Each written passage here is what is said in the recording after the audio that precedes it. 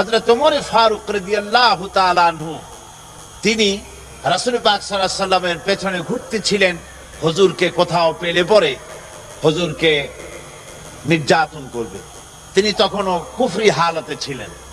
হযরত ওমর বলছেন যে আমি দেখলাম আল্লাহর নবী হারাম শরীফের ভেতরে প্রবেশ করে তিনি নামাজ পড়া শুরু করেছেন। আমি ভাবলাম নামাজটা শেষ হয়ে যাক, তারপরে যা হয় করব।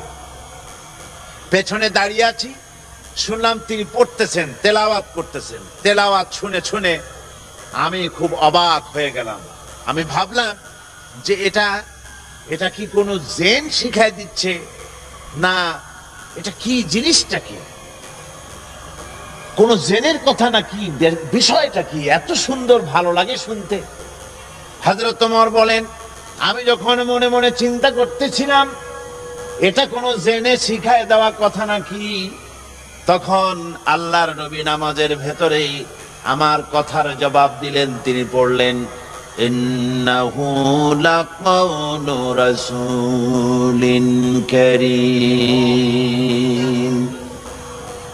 এটা হচ্ছে মহান বার্তাবাহকের বর্ণনা। হযরত ওমর বলেন আমি মনে মনে ভাবলাম মুহাম্মদ সাল্লাল্লাহু আলাইহি ওয়াসাল্লাম নিশ্চয়ই কবি হয়েছেন, নইলে এত সুন্দর করে মিলিয়ে মিলিয়ে বলেন কি করে। কোরআনের আয়াতগুলির কি অপূর্ব মিল। আপনারা কোরআন যদি পড়েন দেখবেন, কোরআন শরীফ যদি আপনি তাড়াতাড়ি করে পড়েন মনে হবে আপনি যেন কোনো প্রবন্ধ, কোনো গদ্য পড়তেছেন। আর যদি প্রতি আয়াতে থেমে থেমে পড়েন তাহলে মনে হবে আপনি যেন কোনো কবিতা পড়তেছেন। সুবহানাল্লাহ বিহামদিহি। কোরআনে কারীমের বর্ণনা ভঙ্গি এতই সুন্দর। ওয়াশ-শামসি ওয়া-দুহাহা ওয়াল-কামারি ইযা তালাহা ওয়ান-নাহারি ইযা জাল্লাহা।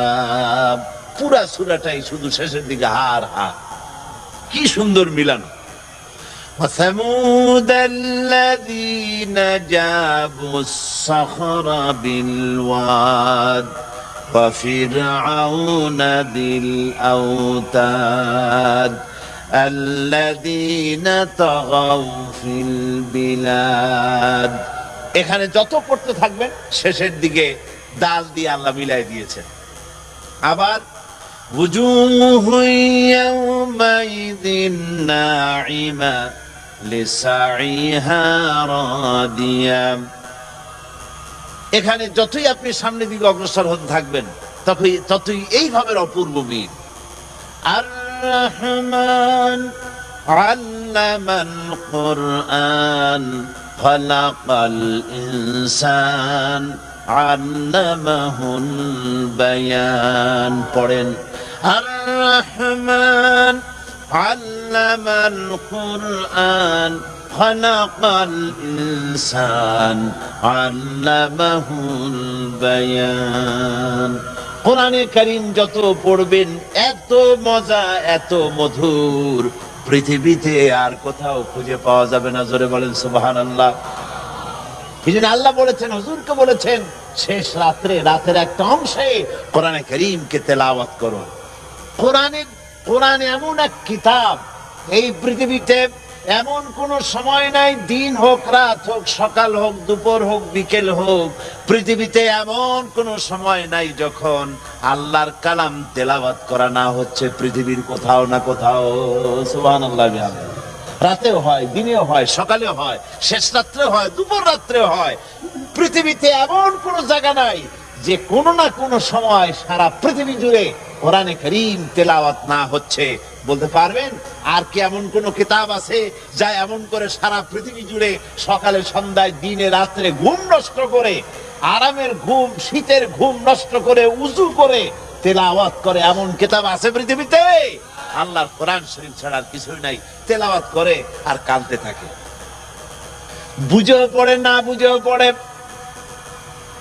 আবার দিনেও পড়ে রাতেও পড়ে। আবার যারা পড়তে পারে না, শরীয়ত এমন সুন্দর ব্যবস্থা করে দিয়েছে, কোরআনে কারীম যারা পড়ার সময় পায় না অথবা যারা কোরআন শরীফ পড়তে জানে না, তারা যেন অন্তত বছরের ভিতরে একটিবার 30 পারা কোরআন শরীফ শুনতে পারে। এজন্য আল্লাহ পাক রমজান মোবারকে তারাবির ভিতরে কোরআন শোনার ব্যবস্থা করেছেন। সুবহানাল্লাহ ওয়া বিহামদিহি। পৃথিবীতে এই কোরআন আল্লাহ রাব্বুল আলামিন এত মধুময়, এত সুন্দর করে দান করেছেন। হযরত ওমর বলেন, আমি পেছনে থেকে মনে মনে ভাবলাম নিশ্চয়ই মুহাম্মদ সাল্লাল্লাহু আলাইহি ওয়াসাল্লাম কবি হয়ে গেছেন, নইলে এত সুন্দর করে তিনি বলেন কি করে। আমি যখন মনে করলাম রাসূল কবি হয়ে গেছেন, অমনি রাসূল আমার কথার জবাব যেন দিলেন। নামাজের ভেতরে তিনি বললেন, ওয়ামা হুয়া বিকাউলি শাইরিন কালিলাম মা তুমিনুন। এটা কোনো কবির কথা নয়, তোমরা খুব কমই বিশ্বাস স্থাপন করে থাকো। হযরত ওমর বলেন, আমি আশ্চর্য হয়ে গেলাম। আমি বলছি কবির কথা, আমার মনের কথা বুঝতে পেরে জবাব দিলেন এটা কবির কথা না। তাহলে তো মুহাম্মদ সাল্লাল্লাহু আলাইহি ওয়াসাল্লাম শুধু কবি না, মনের কথা যখন বোঝে তখন তো জাদুকর হয়ে গেছে। হযরত ওমর বলেন, আমি যখন মনে মনে মুহাম্মদ সাল্লাল্লাহু আলাইহি ওয়াসাল্লামকে জাদুকর ভাবলাম, তিনি তখন আমার এ কথার জবাব দিয়ে দিলেন। তিনি পড়লেন, ওয়ালা বিকাউলি কাহিনিন কালিলাম মা তাযাক্কারুন। না না না, এটা কোনো জাদুকরের কথা নয়, তোমরা খুব কমই উপদেশ গ্রহণ করে থাকো। হযরত ওমর বলেন, আমার মনে হচ্ছিল যেন আমার পায়ের তলা থেকে মাটি খসে যেতেছে। আমি তখন চিন্তা করলাম, আমি মনে মনে ভাবলাম কবির কথা নয়, জাদুকরের কথা নয়, জিনের কথা নয়, ভূতের কথা নয়, জিনিসটা কি? হযরত ওমর বলেন, আমি যখন ভাবছি জিনিসটা কি, আমার মনের কথার জবাব রাসূল নামাজের ভিতরে দিলেন। তানজিলুম মির রাব্বিল আলামিন। এটি হচ্ছে আল্লাহ পাকের পক্ষ থেকে নাযিলকৃত কোরআনে কারীম। সুবহানাল্লাহ ওয়া বিহামদিহি। সুবহানাল্লাহ, সুবহানাল্লাহ। কোরআন শরীফ আমাদের জীবন, কোরআন আমাদের ঈমান, কোরআন আমাদের রক্ত, কোরআন আমাদের কলিজা। সুবহানাল্লাহ ওয়া বিহামদিহি। কোরআনের জন্য আমরা বাঁচি, কোরআনের জন্যই মরি। সুবহানাল্লাহ ওয়া বিহামদিহি। আপনারা জানেন, দলিল, জমিনের যে সব দলিল হয়, এই রেকর্ডগুলি, দলিল, পর্চা, খতিয়ান, জমিনের যে সমস্ত ডকুমেন্টস, এগুলি মানুষেরা খুব হেফাজতে রাখে। কি বলেন, হেফাজতে রাখে না? এগুলি শোকেসের মধ্যে রাখে না, বুক পকেটে রাখে না, এগুলি সিন্ধুকের ভিতরে, লোহার সিন্ধুকের ভিতরে আটকায় রাখে, না হয় ব্যাংকের লকারের ভেতরে রাখে। যেহেতু এগুলি যদি ডকুমেন্টস, আমি যে জমিনে থাকি, এটা ডকুমেন্টস গুলি যদি হারিয়ে যায়, চুরি হয়ে যায়, তাহলে এই জমিনে টিকে থাকা মুশকিল হয়ে যাবে। আমার জমিন অন্যের নামে রেকর্ড হয়ে যাবে, আমার অজান্তে অসুবিধা হয়ে যাবে। সেই জন্য তার এই দলিলগুলিকে সে দারুণ ভাবে হেফাজত করে। 10 কাঠা 5 কাঠা বা 30 ঘন্টা জমিনের উপরে টিকে থাকার জন্য ওইটুকুন দলিলের যদি এত হেফাজত আপনি করেন, আমার ভাইয়েরা, এই পৃথিবীতে বেঁচে থাকার সবচাইতে বড় দলিল হচ্ছে কোরআনে কারীম। এই পৃথিবীতে সম্মান পাওয়ার দলিল, স্বাধীনতার দলিল, সার্বভৌমত্বের দলিল, খেয়ে পরে আরামে থাকার দলিল, দুনিয়ায় শান্তি পাওয়ার দলিল, কিয়ামতে জাহান্নাম থেকে মুক্তি পাওয়ার দলিল, আল্লাহর জান্নাতে যাওয়ার দলিল হচ্ছে কোরআনে কারীম। এই কোরআনের হেফাজত আজ মুসলমানের কাছে তেমন নাই। আল্লাহ রাব্বুল আলামিন এই দলিলকে হেফাজতের ব্যবস্থা তিনি নিজেই করেছেন। আল্লাহ যদি হেফাজত না করতেন, তাহলে কোরআন হেফাজতে থাকার সম্ভাবনা ছিল না। যেহেতু আল্লাহ করতেছেন, আল্লাহ বলেছেন, নাহানু নাযালনাল যিকরা ওয়া ইন্না লাহু লাহাফিজুন। কোরআন নাযিল করেছি আমি আল্লাহ, আর এর সংরক্ষণের সম্পূর্ণ দায়িত্ব আমি আল্লাহ আমার নিজ হাতে তুলে নিয়েছি। সুবহানাল্লাহ বিহামদি। কোরআন হেফাজতের দায়িত্ব কার? জোরে সরে বলেন না, দায়িত্ব কার? আল্লাহ দায়িত্ব নিয়েছেন। দায়িত্ব যে নিলেন, দেখুন বেদ বলেন, বাইবেল বলেন, ত্রিপিটক, জিন্দা বিস্তার, যত রকমের ধর্মগ্রন্থের নাম বলেন না কেন, এসব ধর্মগ্রন্থের একজনও হাফেজ পাওয়া যাবে না। পাওয়া যাবে? বাইবেলের একজন হাফেজ পৃথিবীতে ভর্তা খাইতে পাওয়া যাবে? কোন? পাওয়া যাবে না। বেদ বলেন, জিন্দা বিস্তা বলেন, কোন ধর্মগ্রন্থের একটা হাফেজ সারা পৃথিবীতে পাওয়া যাবে না। কোরআনে কারীমের সবচেয়ে বড় মুজিজা আল্লাহ রাব্বুল আলামিন দিলেন। এই কোরআন মানুষের কাছে মুখস্থ করা আল্লাহ পাক সহজ করে দিলেন। আল্লাহ পাক বলছেন, ওয়ালাকাদ ইয়াসসারনাল কুরআনা লিযিকর। কোরআন শরীফকে মুখস্থ করার জন্য আমি আল্লাহ মানুষের কাছে সহজ করে দিয়েছি। সুবহানাল্লাহ। আল্লাহ সহজ করেছেন। আল্লাহ যদি সহজ না করে দিতেন তাহলে আমরা কি পারতাম? দেখেন না কত বড় কোরআন শরীফ।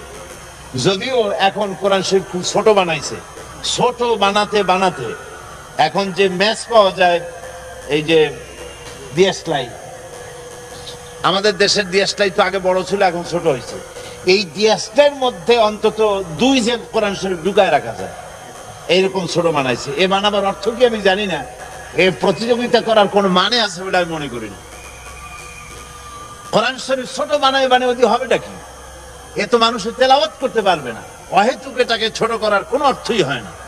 এখন কোরআন শরীফ যত ছোটই করা হোক না কেন, আয়াত তো 6666টি আয়াত। ছোট কি দিয়া করা হচ্ছে? ছোট করা হচ্ছে অক্ষরগুলিকে ছোট করে করে একেবারে মাইক্রোস্কোপ যন্ত্র ছাড়া দেখাই যায় না, এই পরিমাণ ছোট করে করে ছোট করতেছে। ছোট করার আবার অনেক প্রস্তাব আছে। কেউ কেউ বলে যে কোরআন শরীফ আসলেই ছোট হওয়া উচিত। বলে কিরকম? যে বাইবেল যেমন ছোট হয়েছে, অনেক কিছু কাটছাট করে পকেট সাইজ বাইবেল হয়েছে, ওই রকম কোরআন শরীফের সবর আছে অন্তত 80-90 জায়গায়। সব জায়গায় দিয়ে কাঠি দিয়ে 2-1 জায়গায় রাখলে হয়। তারপরে নামাজ আছে 80 জায়গায়, 82 জায়গায়, সব জায়গায় কাঠি দিয়ে 2-1 জায়গায় রাখলে হয়। মুসা আলাইহিস সালামের ঘটনা আছে বহু জায়গায়, সব জায়গা দিয়ে বাদ দিয়ে 1 জায়গায় রাখলে হয়। তারপরে ইব্রাহিম আলাইহিস সালামের ঘটনা অনেক জায়গা আছে, ওগুলো বাদ দিয়ে ছোট ছোট করলে কোরআন শরীফ অনেক ছোট হবে, গ্রহণ করতে সুবিধা হবে। এগুলো হলো চালাক মানুষের বুদ্ধি। ওরা কিন্তু আবার এ কথা কয় না কোরআন শরীফ ছোট বানার জন্য খুব চিন্তা, কিন্তু এ কথা বলে না যে আল্লাহ আমার যে 2টা চোখ বেহুদ খরচ করে লাভ কি? চোখ একটা বানায় দাও, আর একটা কানা করে দাও। 2টা কান দিয়ে লাভ কি? একটা কমায় দাও। 10টা পায়ের তো 10টা আঙ্গুলের দরকার নাই, বরং হাতে 10টা আছে, আরো 15টা বেশি দাও, যাতে টাইপ দ্রুত করা যায়। কথা বুঝতে পেরেছেন? এভাবে এগুলি বাড়াবার কথা বলে না, বাড়াবার কথা বল। কোরআন শরীফ কমাবার ব্যাপারে কারো কারো এ ধরনের প্রস্তাব আছে, নাউজুবিল্লাহি মিন যালিক। ওরা তো জানে না, কোরআন শরীফ তো পড়ে নাই। মুসা আলাইহিস সালামের কাহিনী, তার ঘটনা যদি 10 জায়গায় থেকে থাকে, যদি 5 জায়গায় থেকে থাকে, 5 জায়গায় 5 রকমের সবক দেওয়ার জন্য আল্লাহ পাক এটাকে বয়ান করেছেন। সুবহানাল্লাহ বিহামদিহি। ইব্রাহিম আলাইহিস সালামের ঘটনা, নামাজের কথা, সবরের কথা যত জায়গায় এসে থাকুক, ভিন্ন ভিন্ন আঙ্গিকে ভিন্ন ভিন্ন সবক হেদায়েত দেওয়ার জন্য আল্লাহ পাক এটাকে দান করেছেন। একটা কথায় অনেক রকমের হেদায়েত পাওয়া যায়, অনেক রকমের সবক পাওয়া যায়, যদিও কথা একটা। যেমন হযরতে ওমর বিন আব্দুল আজিজ রাহমাতুল্লাহ আলাইহির জামানায় শহরত করা হতো, বাজারে ঢোল পিটানো হতো, যাকাত কে নেবে, যাকাত কে নেবে, এটা ইতিহাস। তো তখন একজন লোক পাওয়া যেত না যে ব্যক্তি বলবে যে আমার যাকাত দরকার, আমার এই সদকার টাকার দরকার। কি বলেন? এই ঘটনা আপনারা শুনছেন না? এখন এই যে একটা কথা, যাকাত কে নেবে, চিৎকার মারা হচ্ছে, একটা লোক পাওয়া যাচ্ছে না যে আমার দরকার। এই একটা কথার মধ্যে আমরা কয়েকটা সবক পেতে পারি। কি কি সবক পাই? একটা সবক এই পাই যে সেই যুগে অর্থনৈতিক সুষম বন্টন নীতি এমন সুন্দর ছিল, যার ফলে কারো টাকা পয়সা, খাদ্য খাবার, তার মৌলিক চাহিদা যা, তার কোনো অভাব ছিল না। রাষ্ট্রপ্রধান থেকে শুরু করে সাধারণ নাগরিক পর্যন্ত সকলের খাওয়া পড়া, শিক্ষা, চিকিৎসা, বাসস্থানের গ্যারান্টি গভর্নমেন্ট দিতে পেরেছিল। এ পেলাম এক সবক। 2 নম্বরের শিক্ষা এই কথার দ্বারা আমরা এই পাই, জাতির শুধু টাকা পয়সাই তাদের হয় নাই, তাদের নৈতিক চরিত্রের মানও বেড়েছে। টাকা পয়সা থাকলেই তো হয় না। এখন যদি বলা হয় যে আগামীকাল যার ঘর নাই, বাড়ি নাই, থাকার জায়গা নাই, অথবা যার চোখ কানা, তারে এইখানে কম্বল দেওয়া হবে সকালবেলায়। এখন দেখবেন যার বাড়িঘর আছে সেও এসে কবে যে আমার বাড়িঘর নাই, কম্বল চাই। আবার যার চোখ আছে সেও এক চোখ বুঝে এসে কবে যে আমার এক চোখ কানা, কম্বল চাই। তো এই যে নৈতিক মান বাড়ে নাই, টাকা পয়সা হয়েছে, মান বাড়ে নাই। তা আমরা ও কথার দ্বারা এটাও শিক্ষা পাই যে সেই যুগের মানুষের নৈতিকতার মানও এমন বেড়েছিল, আছে, অথচ প্রতারণা করে নিবে এই স্বভাবও তাদের থেকে দূরীভূত হয়ে গিয়ে সত্যিকারের মুসলমান তারা হয়েছিল।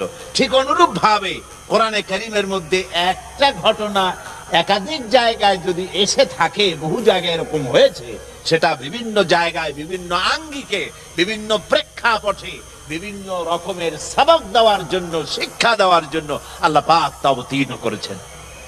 সুতরাং এই কোরআনে কারীম আল্লাহ পাক তার মানুষের কাছে অবতীর্ণ করেছেন ৬৬৬৬টি আয়াত। বলতেছিলাম যে কোরআন যতই ছোট হোক না কেন, আয়াত তো ৬৬৬৬টি। এই বিশাল কোরআন মুখস্থ করা আপনি কি সহজ মনে করেন? কি বলেন, এটা কি সহজ? আল্লাহ রাব্বুল আলামিন কোরআনে কারীমকে মুখস্থ করার জন্য এমন সহজ করে দিয়েছেন মানুষের কাছে। ছোট ছেলেরাও মুখস্থ করে, বয়স বেড়ে যায় তারাও মুখস্থ করে। যারা মুখস্থ করলো, আমরা জানতে পেরেছি গোটা পৃথিবীতে কোরআনে কারীম যারা মুখস্থ করেছে পুরা হিসাব পাওয়া যায় নাই, তবে এমন হিসাব পাওয়া গেছে কোরআনে কারীম যারা মুখস্থ করেছে, যারা হাফেজ হয়েছে, হাফেজে কোরআনের সংখ্যা এখন 1 কোটি ছাড়াই গেছে। সুবহানাল্লাহ, 1 কোটির উপরে মুসলমান কোরআনে কারীমকে নিজের সিনার ভিতরে বদ্ধমূল করেছে, আবদ্ধ করেছে। আজ সেই কোরআনে কারীম যে উদ্দেশ্যে নাযিল করা হয়েছিল, আল্লাহ পাক তা হেফাজত করে দিলেন, এটা নষ্ট হবে না। কোরআনে কারীম নষ্ট হবে? পরিবর্তন হবে? পরিবর্তন হবে? হবে না। এই কোরআনের মধ্যে আল্লাহ পাক বলেছেন শয়তানের ক্ষমতা নাই কোরআনের উপর থেকে এর মধ্যে প্রবেশ করে, নিচের থেকে, ডানের থেকে, বামের থেকে, কোন দিক থেকে কোরআনের ভিতরে প্রবেশ করে এটাকে উল্টা পাল্টা করার ক্ষমতা পৃথিবীর কারো নাই। কোরআন আমি আল্লাহ রাব্বুল আলামিন এটাকে হেফাজত করেছি, আর এটাকে হুদাল লিন্নাস করেছি, গোটা পৃথিবীর মানুষের জন্য হেদায়েতের কিতাব করেছি। জোরে বলেন সুবহানাল্লাহ। গোটা বিশ্ববাসীর জন্য এটা হেদায়েতের কিতাব। এতে রয়েছে বিজ্ঞান সংক্রান্ত আলোচনা। কোরআন কিন্তু কোনো বিজ্ঞানের বই না, আবার বিজ্ঞান ছাড়াও না। কোরআন আসলে কি? এর মধ্যে সব আছে। কি আছে বলুন? সব আছে এর মধ্যে। বিজ্ঞান সংক্রান্ত আলোচনা আছে, এর মধ্যে জ্যোতির্বিজ্ঞান আছে, এর মধ্যে ভূমণ্ডল গঠন প্রকৃতি বর্ণনা করা আছে, এর মধ্যে পশু প্রজাতি, মানব প্রজনন এবং বিজ্ঞানের আলোচনা, ঐতিহাসিক তত্ত্ব আলোচনা, প্রাগ ঐতিহাসিক ঘটনা এর মধ্যে আল্লাহ পাক বর্ণনা করেছেন। এর মধ্যে মানুষের অর্থনীতি, সমাজনীতি, রাজনীতি, তারপরে তার যুদ্ধনীতি, বন্দিনীতি, শিক্ষানীতি, তার ইহকাল, তার পরকাল, তার বেহেশত, তার দোজখ, তার সিরাত, তার মিজান, সব কিছুকে আল্লাহ পাকের মধ্যে বর্ণনা করেছেন। সবাই বলেন সুবহানাল্লাহ। কোরআনে কারীম আল্লাহ রাব্বুল আলামিন বলেন ওয়ানাজ্জালনা আলাইকাল কিতাবা তিবয়ানান লিকুল্লি শাই' وهدى ورحمة وبشرى للمسلمين। আল্লাহ পাক বলেন এই কোরআনে কারীমকে আমি আপনার প্রতি অবতীর্ণ করেছি, কোরআনের মধ্যে আমি সবকিছু খুলে খুলে বর্ণনা করে দিয়েছি। সুবহানাল্লাহ। সব বলেছি, কোন জিনিস বাকি রাখি নাই, সবের মধ্যে আছে। আমার ভাইরা, মরিস বুকাইলির মতো লোক, ফ্রান্সের যিনি বড় দার্শনিক, উনি বলেছেন যে কোরআনের ভুল ধরার জন্য কোরআন শিখছিলাম, যেহেতু দেখলাম যে বেদে ভুল আছে, বাইবেলে ভুল আছে, ত্রিপিটকে ভুল আছে, সব ধর্মগ্রন্থে ভুল আছে, তো কোরআন শরীফে ভুল আছে। তো কোরআন শরীফে যে ভুল আছে তা বুঝবো কি করে? আরবি তো জানি না, সুতরাং আরবি শিখবো। কোরআনের ভুল ধরার জন্য বেচারা আরবি শিখলো। আরবি শিখছে তো ভালোভাবে শিখছে। আরবি শিখে তারপরে কোরআন শরীফ তিনি পড়লেন। এখন ওনার মনের মধ্যে চিন্তা হলো, কোরআনে যে বর্তমান যুগের কোরআনে যে ভুল নাই এ কথা বুঝবো কি করে? সারা দুনিয়ার মুসলমানেরা পরামর্শ করে একরকম কোরআন তো ছাপাইতে পারে, ভুল আছে কি নাই তা বুঝবো কি করে? ভুল আছে কি তা নাই বোঝার জন্য পুরানা কোরআন শরীফ লাগবে। পুরানা কোরআন শরীফ কোথায় পাওয়া যাবে? খুঁজতে খুঁজতে খবর এলো ওই রাশিয়ার তাশখান মিউজিয়ামের ভিতরে কোরআন একজল আছে, যা হযরতে উসমান রাদিয়াল্লাহু তাআলা আনহুর জামানায় হাতে লেখা কোরআন। মরিস বুকাইলি মনে করলো এর থেকে জেনুইন আর কিছুই হবে না, সেখানে চলে গেলেন। কোরআন শরীফ, সেই পুরানা কোরআন শরীফ, হাতের লেখা কোরআন বের করে, বর্তমান যুগের ছাপানো কোরআন শরীফ বের করে তিনি মিলায় মিলায়া দীর্ঘদিন বসে তা পড়লেন। পড়ার পরে তিনি সাংবাদিকদের বললেন, কোরআনের ভুল ধরতে গিয়া আমার নিজের জীবনের ভুল ধরা পড়ে গেছে।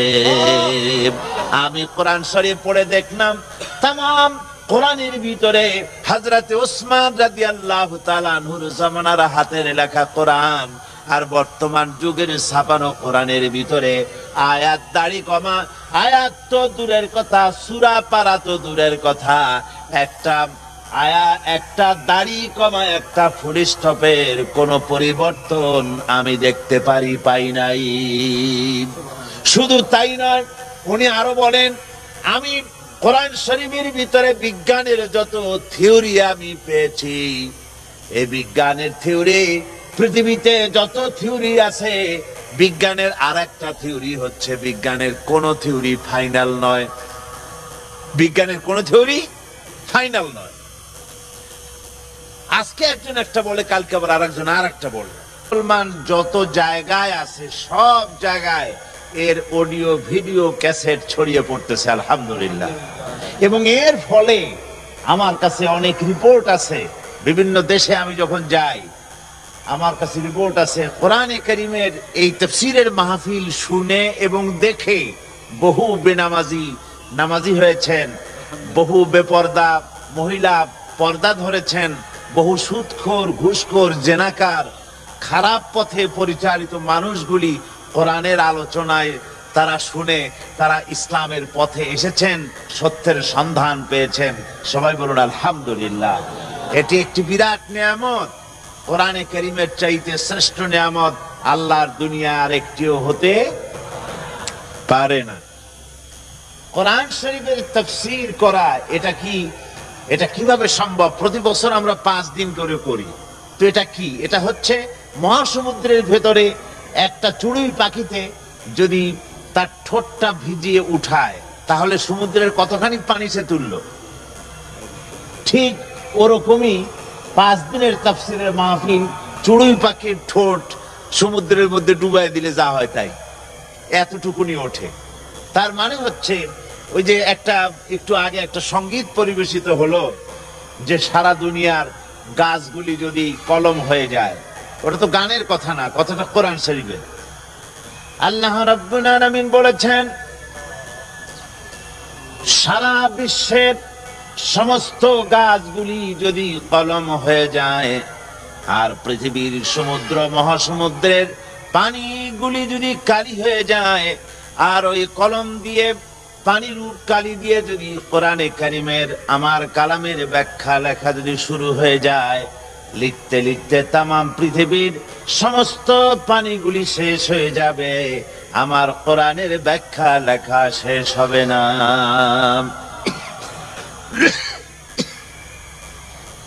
সুতরাং কোরআনে কারীম আল্লাহ পাকের পক্ষ থেকে এসেছে মানুষের কল্যাণের জন্য। আমরা যে সময় আজকের এই 1991 সনের ডিসেম্বর মাসের 30 তারিখের সন্ধ্যার পরে যখন আলোচনা করতে বসেছি, এই সময়টা হচ্ছে গোটা পৃথিবীবাসীর জন্য। গোটা পৃথিবীতে মানুষ বিভিন্ন সমস্যায় জর্জরিত। ক্ষুধা, দারিদ্র, সন্ত্রাস, যুদ্ধ বিগ্রহ,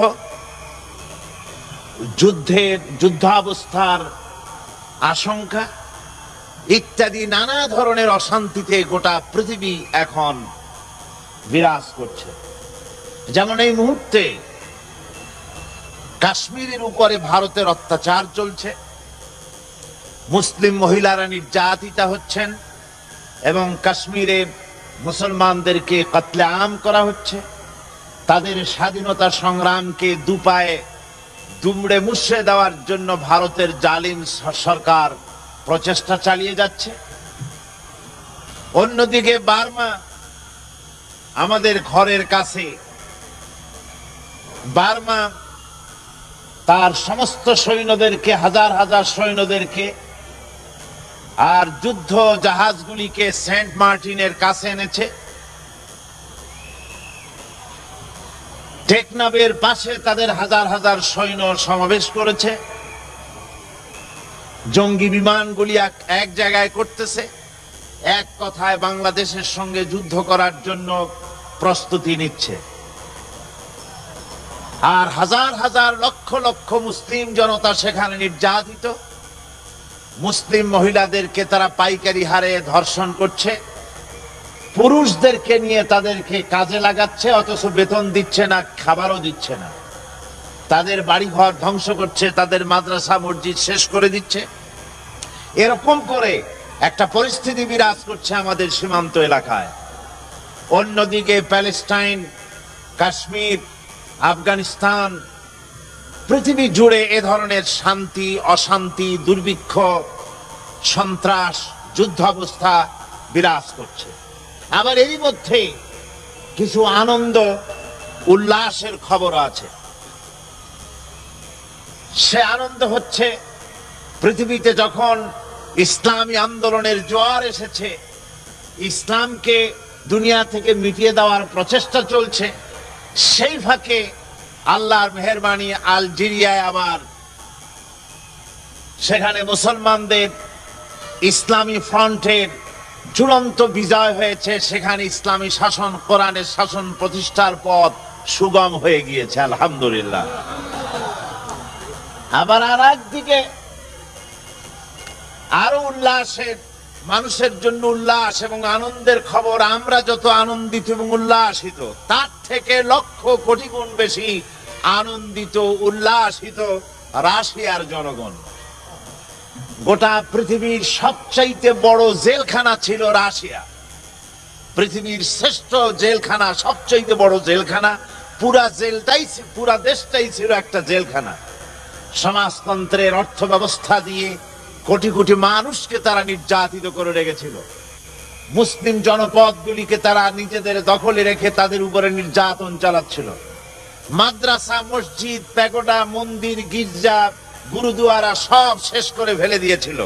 দুনিয়ার বুকে তারা বলতেছিল তারা ভাত কাপড় বাসস্থান, সমাজতন্ত্র সমাধান দিবে, এই স্লোগান তারা দিচ্ছিল। শেষ পর্যন্ত আল্লাহ পাকের অফুরন্ত মেহেরবানি, সেই তারা তাদের দেশে সমাজতন্ত্র, তার দেশের কোটি কোটি জনতাকে খেতে দিতে পারে নাই, পড়তে দিতে পারে নাই। সমাজতন্ত্র কোনো কুল কেনারা না পেয়ে 72 বছর রাশিয়ায় কাটাবার পর সমাজতন্ত্র তার নিজের দেশেই আত্মহত্যা করেছে। সমাজতন্ত্রের আত্মহত্যা রোমানিয়ায় হয়েছে, চেকোস্লোভাকিয়া হয়েছে, যুগোস্লাভিয়ায় হয়েছে, পোল্যান্ডে হয়েছে, হাঙ্গেরিতে হয়েছে, মঙ্গোলিয়ায় হয়েছে।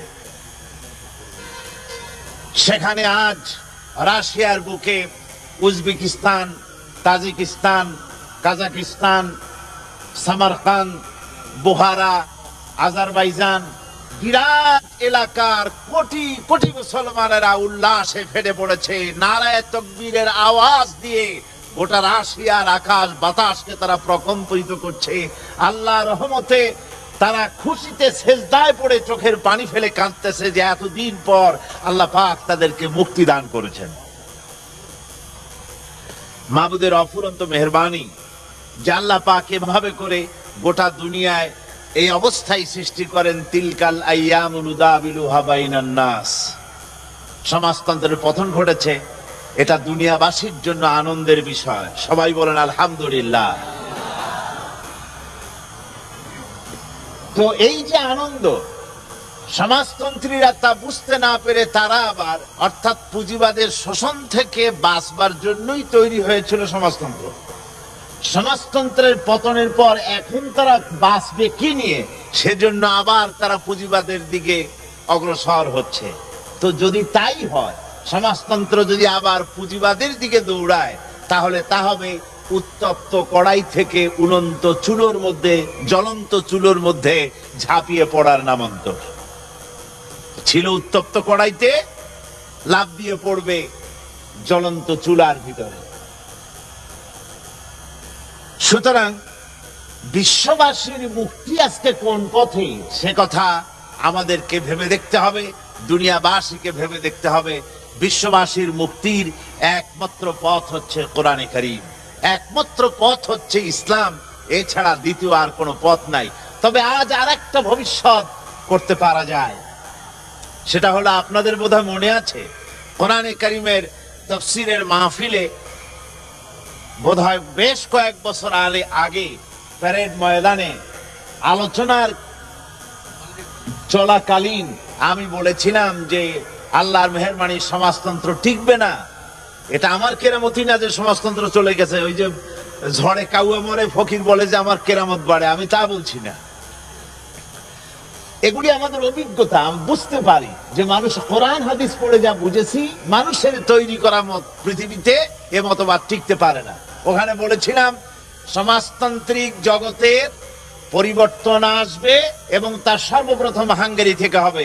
আল্লাহর মেহেরবানি সেই হাঙ্গেরি থেকেই শুরু হয়েছে, তারপরে হাঙ্গেরির পরে পোল্যান্ডে হয়েছে, এরপরে রোমানিয়া হয়েছে, এরপরে চেকোস্লোভাকিয়া হয়েছে। আস্তে আস্তে এখন সমাজতন্ত্র পৃথিবীতে কোথাও জায়গা না পেরে সে রাশিয়ায় আত্মহত্যা করলো। এখন বাস এটা শেষ হয়ে গেছে, এটার পোস্টমর্টেম হয়ে গেছে। এখন হয় এটাকে পোড়ানো হবে বা দাফন করা হবে, কিছু একটা হবে।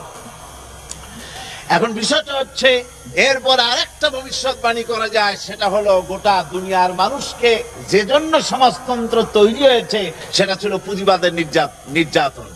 সেই পুঁজিবাদের দেশ আমেরিকা, রাশিয়া শেষ হয়েছে, এবার আমেরিকার পালা। ইনশাআল্লাহ এটাও শেষ হয়ে যাবে। দুনিয়ার বুকে টিকে থাকবে শুধু ইসলাম। সমাজ আমেরিকা ধ্বংস হবে তার মানে কি আমেরিকা শেষ হবে? আমি কথা বলি নাই যে সে ভেঙে চুরে শেষ হোক বা গজব হোক, তা আমি বলছি না। আমি বলছি আদর্শের কথা। সমাজতন্ত্র যেমন আত্মহত্যা করেছে, ঠিক সেইভাবে পুঁজিবাদও এই পৃথিবী থেকে আত্মহত্যা করবে, টুডে অর টুমরো ইনশাআল্লাহ। টিকে থাকবে শুধু কি? টিকে থাকবে শুধু কি? জোরে বলেন। আল্লাহ রাব্বুল আলামিন মুক্তির পথ কোরআনে কারীমে আসছে পৃথিবীর বুকে মানুষদেরকে মুক্তি দেওয়ার জন্য, শুধু মুসলমানদের জন্য না। কোরআন কি শুধু মুসলমানদের? কোরআন হচ্ছে আল্লাহ পাকের কাছ থেকে আসছে। আল্লাহ হচ্ছেন রব্বুল আলামিন। আল্লাহ কি? রব্বুল আলামিন। আর কোরআন যার প্রতি অবতীর্ণ হয়েছে তিনি হচ্ছেন রাহমাতুল লিল আলামিন। আর যে কোরআন এসেছে সেই রাহমাতুল লিল আলামিনের কাছে, সেটা হলো জিকরুল লিল আলামিন, অর্থাৎ আল্লাহ সকলের, রাসূলও সকলের, কোরআনও সকলের। এই কোরআনে কারীমকে আল্লাহ রাব্বুল আলামিন অবতীর্ণ করেছেন পৃথিবীর মানুষের জন্য। এই কারণে লিতুখরিজান নাসা মিনাজ-যুলুমাতি ইলান নূর। আল্লাহ রাব্বুল আলামিন বলেন কোরআনে কারীম কি অবতীর্ণ করা হয়েছে তার কারণ হলো মানব মণ্ডলীকে অন্ধকার সমূহ থেকে তাদেরকে বের করে আলোর দিকে নিয়ে যাবে, আলোর সন্ধান দেবে। এই জন্য কোরআন অবতীর্ণ করা হয়েছে। অন্ধকার সমূহ থেকে আলোর দিকে নিয়ে যাবে।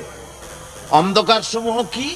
অন্ধকার সমূহ হচ্ছে মানুষের তৈরি করা যত মতবাদ, সবগুলি অন্ধকার। মানুষের তৈরি করা মতবাদগুলি কি? অন্ধকার। আর ইসলাম হচ্ছে আলো। আল ইসলাম নূরুন, ইসলাম হচ্ছে আলো। ইসলামের দিকেই কোরআন মানুষদেরকে নিতে চায়, আলোর দিকে নিতে চায়, অন্ধকার থেকে মানুষদেরকে তা বাঁচাতে চায়। এই দৃষ্টিতে দুনিয়া বর্তমান বিশ্বে মুসলমানেরাই হচ্ছে একমাত্র সৌভাগ্যবান জাতি। মুসলমানরাই একমাত্র সৌভাগ্যবান জাতি, যেহেতু তাদের কাছে রয়েছে আল্লাহ পাকের কালাম কোরআনে কারীম, অবিকৃত অবস্থায়, অকৃত্রিম অবস্থায় কোরআনে কারীম এই জাতির কাছেই রয়েছে। আর পৃথিবীর কোন জাতির কাছে তাদের ধর্মগ্রন্থ ঠিক যেমনটি তাদের ছিল ওরকম নাই। পরিবর্তন হয়েছে। শুধুমাত্র কোরআনে কারীমেরই পরিবর্তন হয়নি। অরিজিনাল কোরআন, আসল কোরআন যেটা রাসূলের কাছে অবতীর্ণ হয়েছিল, সেই কোরআন আমাদের কাছে আজও আছে না নাই? সবাই বলুন, আছে কি নাই? অবিকল সেইভাবেই আমাদের কাছে আছে। এই হিসাবে আমরা সৌভাগ্যবান জাতি। আবার দুনিয়ায় যে মুসলমানেরা সৌভাগ্যবান জাতি কোরআনের কারণে, সেই মুসলমানরাই পৃথিবীর বুকে সবচাইতে হতভাগ্য জাতি, যেহেতু তাদের কাছে আল্লাহর কালাম কোরআনে কারীম অকৃত্রিম অবস্থায় থাকার পরেও এ কোরআনের বরকত এবং অফুরন্ত নেয়ামত থেকে মুসলমান জাতি এর থেকে মাহরুম, বঞ্চিত হয়ে আছে। ঠিক কিনা কর? কোরআনের বরকত, কোরআনের নেয়ামত ইত্যাদি থেকে মুসলিম জাতি আজকে এর থেকে মাহরুম হয়ে আছে। কোরআন শরীফ এর কাছে আমরা তাবিজ আনতে যাই, কোরআনের কাছে ঝাড়ফুঁক নিতে যাই। কোরআন যে বিরাট পরিবর্তন আনতে চেয়েছে পৃথিবীর মানুষের, ব্যক্তির, পরিবারের, সমাজের, রাষ্ট্রের, আমরা সে চিন্তা ভাবনা করি না। কোরআনের থেকে নিজেরা মুক্তি পেতে চাই না, গোটা দেশ এবং জাতিকে মুক্তি দেওয়ার লক্ষ্যে কোরআনের কাছে আমরা উপস্থিত হই না। এই জন্য আমরা এক হতভাগ্য জাতি। আর একদিকে কোরআন হচ্ছে, আমরা একদিকে সৌভাগ্যবান, আর একদিকে হতভাগ্য আমল করার না কারণে। আরেকটু কথা হচ্ছে, কোরআন নাজিল হওয়ার উদ্দেশ্য ছিল এই যে কোরআন নাজিল করা হয়েছে, এটাকে লোকেরা তেলাওয়াত করবে, এটাকে বুঝবে, এটার উপরে আমল করবে, কিন্তু আমরা তা করি না। বরং কোরআন হচ্ছে পৃথিবীর সবচাইতে মজলুম কিতাব। আপনি বলেন পৃথিবীতে সবচাইতে মজলুম কিতাব কোনটি? মজলুম কেন? মজলুম এই জন্য বলা হচ্ছে, পৃথিবীর বুকে এমন কোন বই নাই, এমন কোন কিতাব নাই যা মানুষ না বুঝে পড়ে। তা যদি ছোট্ট একটা বর্ণবোধ হয়, তা যদি একটা ধারাপাত হয়, আদর্শ লিপির মতো যদি ছোট্ট একটা বইও হয়, যত বইপত্র আছে, বাংলায় হোক, ইংরেজি হোক, আরবি হোক, যে কোনো ভাষাই হোক না কেন, ছোট ছেলে থেকে শুরু করে জ্ঞানী ব্যক্তি পর্যন্ত সবাই যে কোনো বই পড়ে, বুঝে পড়ে। কিন্তু কোরআন এমন এক মজলুম কিতাব, এমন এক অত্যাচারিত কিতাব, যে কোরআন মানুষে পড়ে, অধিকাংশ মানুষ না বুঝে পড়ে, কোরআনে কারীমকে বোঝে না। না বুঝি বেশি লোকেরা পড়ে, বুঝে কম লোকেরা পড়ে। আমার এই মন্তব্য কি ঠিক না বেঠিক? আজকে যদি এই মাহফিলে আমি হাত তুলতে বলি যে কোরআন শরীফ বোঝেন না, এমনকি সূরা ফাতিহার অর্থ জানেন না, যে সূরাগুলি দিয়ে নামাজ পড়েন সেগুলি বোঝেন না, কারা কারা হাত তুলুন তো যদি বলি, তাহলে কম হাত উঠবে না বেশি হাত উঠবে? তাহলে এই অর্থে কোরআনে কারীম মজলুম অবস্থায় আছে। কোরআনে কারীম শুধু তেলাওয়াতের জন্য আসছিল না, বোঝার জন্য আসছিল, আমল করার জন্য এসেছিল। কোরআনে কারীম নাজিল হলো কেন? আমি তাফসীর শুরু করার আগে কোরআনে কারীম সম্পর্কে কিছু কথা বলতে চাই, প্রাথমিক কথা। এই কথাগুলি না বললে তাহলে সাধারণভাবে তাফসীর শুরু করলে বোধগম্য হতে একটু অসুবিধা হবে বলে আমি একটা প্রেক্ষাপট তৈরি করছি। কোরআন শরীফ আল্লাহ তার হাবিবের কাছে এটা সকাল সন্ধ্যায় তেলাওয়াত করা হবে বলে এইভাবে করে রাসূলের কাছে অবতীর্ণ করেন নাই। কোরআন শরীফ অবতীর্ণ হয়েছে কারণ হলো ইসলাম হলো একটি আন্দোলনের নাম। আপনারা বলুন ইসলাম কিসের নাম? আরো জোরে বলুন কিসের নাম? ইসলাম হচ্ছে একটি আন্দোলন, আর নবীরা হচ্ছেন তার নেতা। এই আন্দোলনকে কিভাবে পরিচালিত করতে হবে সেজন্য আন্দোলনের নেতার কাছে আন্দোলনের স্রষ্টা হচ্ছেন কে বলুন তো? আল্লাহ। বেশ ভালো বুঝেছেন আপনারা। আন্দোলনের স্রষ্টা হচ্ছেন আল্লাহ। আল্লাহ পাক এই ইসলামী আদর্শকে নেতার মাধ্যমে পরিচালিত করতে চান, কার্যকরী করতে চান। ওই আদর্শকে কার্যকরী করতে গিয়ে যখন যে সমস্যার সম্মুখীন হয়েছেন আল্লাহ পাকের নবী, ওই সমস্যার সমাধান কল্পে আল্লাহ পাক যত বক্তৃতা, বিবৃতি, ভাষণ ইত্যাদি পাঠিয়েছেন হযরতে জিবরাইলের মারফতে রাসূলের কাছে, সেই সব 23 বছর ধরে নাজিলকৃত কিতাবের, নাজিলকৃত আল্লাহর বাণী এবং বক্তৃতা, বিবৃতি আর ভাষণগুলি সব যেখানে লিপিবদ্ধ করা হয়েছে, একত্রিত করা হয়েছে, ওই কিতাবের নাম কি? ওই কিতাবের নাম আল কোরআন। সেই কিতাবটাই হচ্ছে কোরআনে কারীম। কোরআন যখন নাজিল হয় সেই সময়ের অবস্থা আপনারা জানেন। চুরি, ডাকাতি, জেনা, ব্যভিচার, হত্যা, ধর্ষণ ইত্যাদিতে সমাজটা লিপ্ত ছিল। অসংখ্য খোদা তারা বানিয়ে নিয়েছিল, খোদার কোনো অভাব ছিল না সেই সমাজে। কবি বলছেন, কবিলে কবিলে কাম বুত এক জুদা থা, किसी का हुबल था किसी का सफा था, ये नायला पे और ये उज़्ज़ा पे फिदा था, इसी तरह घर घर नया एक खुदा था। অসংখ্য খোদা বিরাজ করত সমাজের ভেতরে। তারা আল্লাহর ঘরের মধ্যে 360টা মূর্তি দিয়ে ভরে রেখেছিল। চুরি, ডাকাতি, জেনা, ব্যভিচার দিয়ে সমাজকে কলুষিত করে ফেলেছিল। এক কথায় ওই সমাজকে আমরা বলি আইয়ামে জাহিলিয়াত। ওই সমাজকে আমরা বলি কি? Days of ignorance. ওই সমাজকে আমরা বলি অন্ধকারাচ্ছন্ন, কুসংস্কারাচ্ছন্ন যুগ। এখন ওই সমাজটাকে কুসংস্কারাচ্ছন্ন আমরা কেন বলি? যেহেতু সে সময় তারা চুরি করত, ডাকাতি করত, জেরা করত, মারামারি করত, মানুষ হত্যা করত। এই জন্য আমরা সমাজটাকে কুসংস্কারাচ্ছন্ন বর্বর যুগ বলি। আমি মাঝে মধ্যে কথা বক্তৃতার মধ্যে বলি যে ওই সমাজটাকে আমরা জাহালাতের যুগ বলে গালি দিই এই সব কারণে। তো এসব কাজ কেন করত? লেখাপড়া জানতো না বলে। বিজ্ঞানের উন্নতি ছিল না, লেখাপড়া ছিল না, তাদের জ্ঞান ইত্যাদি আজকে যেমন উন্নত হয়েছে এরকম ছিল না।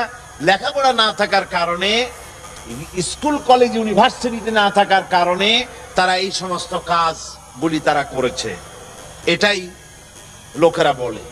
তো যদি এই কথা সত্য হবে তাহলে স্কুল কলেজ ইউনিভার্সিটি যে যুগে বাড়ে সেই যুগেই তো বেশি ভালো হওয়ার কথা, সন্ত্রাস কমে যাওয়ার কথা, চুরি ডাকাতি জেনা ব্যভিচার কমে যাওয়ার কথা, মানুষের শোষণ নির্যাতন কমে যাওয়ার কথা, ঠিক কিনা কর? তাহলে ওই যুগের তুলনায় বর্তমান যুগে কলেজ ইউনিভার্সিটি এখন অনেক বেশি না? অনেক বেশি মানে কি? তখন তো ছিলই না। আর এখন তো ইউনিভার্সিটির দাবি করে উপজেলা পর্যন্ত। সবাই কয় যে আমাদের একটা ইউনিভার্সিটি দরকার। তো ইউনিভার্সিটি এখন আবার বলে না। এক সময় বলতো যে ইউনিভার্সিটি আমাদের খুব দরকার।